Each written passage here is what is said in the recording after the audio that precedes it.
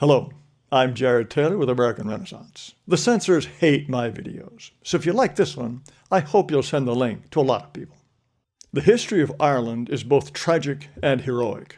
For centuries, the English dominated and exploited the island. Anyone who rebelled was killed or transported to the Caribbean to work as a slave alongside blacks. In more modern times, the potato famine of 1845 to 1852 killed roughly 1 million people. Barefoot mothers with clothes dropping from their bodies held dead infants in their arms as they begged for food. Dogs ate corpses.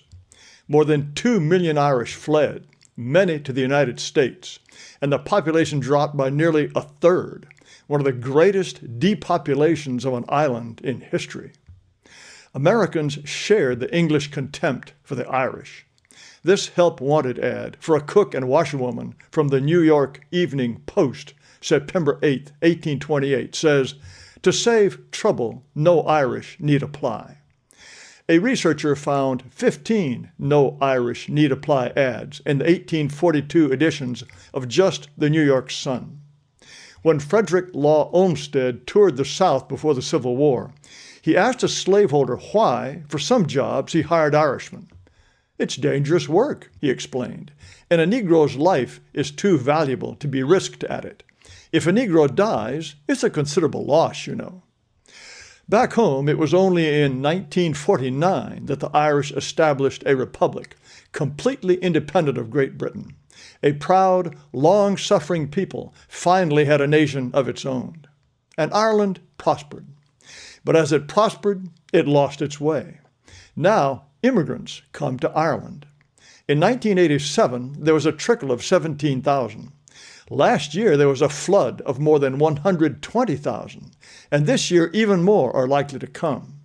These are big numbers for a country of just 5 million. Many Third Worlders claim asylum. Numbers seeking international protection in Ireland in 2022 set to be highest in over 20 years. The largest group was Ukrainians, but as this article notes, 10,000 others showed up just in the first 9 months of last year. That included 1,500 Somalis and more than 1,000 from Algeria, followed by Zimbabwe, Nigeria, and Afghanistan. More than 5,000 came without passports, and not because they didn't have any. They used them to board a ship or plane, but lost them during the trip. This makes it harder to judge asylum claims. 70% of those frauds were men. One of them explained that Ireland is an easy touch. When Corona gone, the people start hearing about Ireland, that in Ireland they give people the asylum, the papers, and they give them the work permit. Everybody comes to Ireland. Ireland doesn't have the will to deport criminals and asylum fakers. An Irish site called The Burkean learned through a Freedom of Information request that not even 20% of the people ordered to leave actually go. On the left are citizens of the top 10 countries for which Ireland issued deportation orders. On the right are the top 10 destinations to which illegals were sent back. As you can see, even deportation is usually an empty threat. Non-whites who live in Ireland are the new Irish, and as in all white countries, they make quite a fuss about themselves. Here's a photo collage on the new Irish, young Irish and Muslim. The photographer is also young Irish and Muslim. Shakira says, "At times I do feel I'm Irish, and at times I don't, even though I don't know anywhere else because I was born in Ireland." Amina says, and I quote, "I'm not like everyone else was like the Irish people were. I think that gives me the courage to embrace my religion." If she were where she belongs, she wouldn't have to worry, would she? Here is Amanullah Disandi, senior lecturer in contemporary Islam and chair of race equality at University College in Cork. I bet you didn't know they have chairs of race equality at Irish universities, but they do. He says, "The fact is, there is more and more of me, and that is Ireland's future. And Ireland's future has to be represented through the media. More and more of me." We're taking over.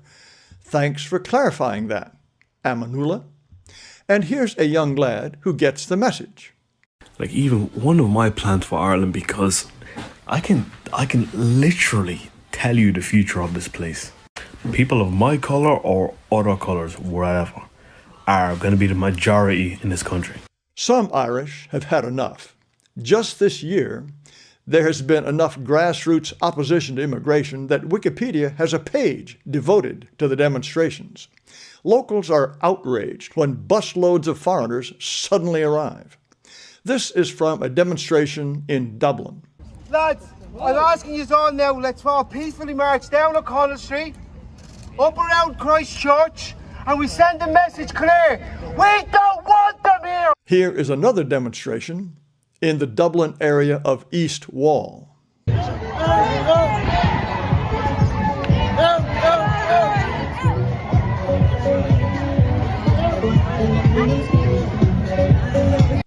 This is a demonstration in front of the police station in Finglas, a suburb of Dublin.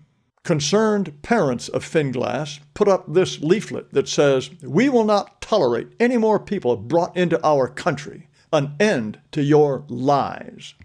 There was an arson attack on this building in Dublin when it was rumored that foreigners would be housed here.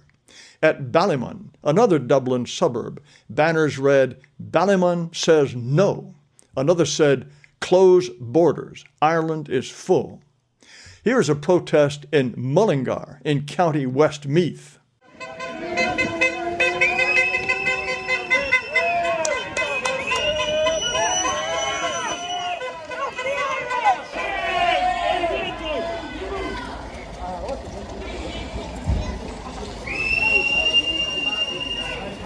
In Coot Hill, in the north of the Republic, demonstrators protested illegal immigrants on an industrial scale. Memes like this are cropping up. "Rise up, Mother Ireland. Ireland is full." Well, Big Brother doesn't like this. The President of Ireland questions the future of national borders to block migration. He says Ireland has to let everyone in as a commitment to a common humanity. Black people in particular have to stay strong against racism, he says. In response to protests, lefties in Dublin held an Ireland for All solidarity march. Ireland for all? As someone wanted to know, Africa is 430 times the size of Ireland, so why do Africans have to live in Ireland? Asia is almost 4 times the size of Africa. But here's an Asian at the rally explaining he has to be in Ireland to breathe in freedom. The lefty Irish Times boasted about the rally. Thousands protest against hatred and disinformation at anti-racism march. The speeches were the usual guff. Are you on the side of humanity, decency, equal rights, or are you on the road to fascism? Or, we have come together to celebrate that fabulous, rich variety and diversity that is Ireland today. Leon Diop, founder of Black and Irish, said, "Whether you were born in Ireland or Cameroon, we need to replace this culture of fear and hatred with love and empathy." How nice for him. The Irish Times failed to note that anti-immigration demonstrations are spontaneous. The paper did not run this cute graphic of all the organizations that bragged how they worked together to give the country away. I count at least 60 of these creepy groups, doubtless funded by George Soros, and probably by the U.S. State Department. Ordinary people aren't fooled. Before the rally, Independent IE had this headline: President Michael D. Higgins condemns those sowing hate and building fear around refugees. As poll shows, 56% believe Ireland took in too many. Even in the teeth of pro-foreigner propaganda, 56% of the Irish said there were too many. 14% weren't sure, and only 30% disagreed. But Mr. Higgins, President of the Republic, says those 56% are sowing hate, building fear, and are unforgivable. Michael Higgins, here on the right, at an event last year, is 81 years old. His father was a lieutenant in the Irish Republican Army, Two of his uncles also fought, just as these men did in the Irish War of Independence. 2.5 years of bloodshed and sacrifice to throw out the English so Ireland could be Irish. Were his father and uncles sowing hate? Were they unforgivable? What possessed this man to turn his back on the sacrifices of his flesh and blood and babble about Ireland for all? Here he is, 5 feet 3 inches tall, with two of his ministers. On the right is his prime minister. Leo Varadkar looks mostly white, but he has an Indian father. He is openly homosexual and has a partner. You can guess where he stands on Ireland for all. If there were ever a white country that owes nothing to non-whites or to outsiders, it's Ireland. Ireland never had an empire. It was brutally colonized. It never practiced slavery. Instead, many Irish were slaves. The Irish are indigenous. It is their ancestors who built these beehive huts in County Kerry, modest shelters from 1,000 years ago in which a man can barely stand up. Their ancestors carved out this 45-foot dugout canoe 4,500 years ago. The Irish are the people who scratched out a living on this beautiful, rugged island. It's their kings and prelates who built and dedicated Rock of Cashel. And the Irish are placidly to give all this away to Muslims and Africans who claim to be their future? The Irish Times thinks so. Here is the front page in the run-up to Valentine's Day. Please note the article, Reignite Your Love Life. This sort of thing is common. Television advertising is packed with new Irish, as if they'd been there since the days of Brian Boru. Ireland is a sickening example of a people that can go from healthy, even armed nationalism to capitulation in just one generation. Such is the power of the poisons the United States spreads everywhere.